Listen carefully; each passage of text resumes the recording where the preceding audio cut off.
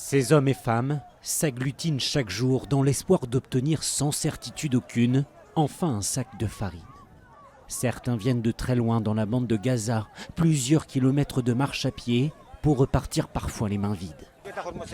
Je suis venu chercher de l'aide, mais il ne reste plus rien. J'ai réussi à emporter 1 kilo de farine.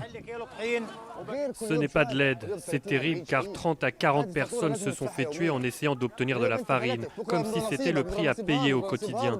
On peut éviter de se faire tuer aujourd'hui, mais demain ce sera peut-être notre tour. Le journal d'opposition à la politique de Benyamin Netanyahou, Haaretz, indique dans une enquête que des militaires de Tsahal auraient reçu l'ordre de tirer sur la foule devant ces centres d'aide.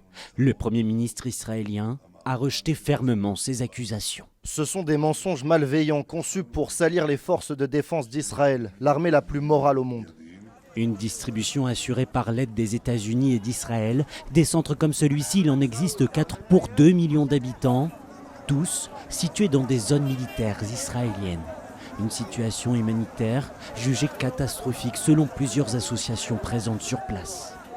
En plus, ces centres de distribution ne sont que dans le sud de Gaza, donc aujourd'hui ne seraient accessibles, si les gens étaient valides, qu'à la moitié de la population, puisqu'il y a plus d'1 million qui résident dans le nord de Gaza. Selon Médecins sans frontières, 600 personnes auraient perdu la vie depuis la mise en place de ces centres de distribution il y a un mois.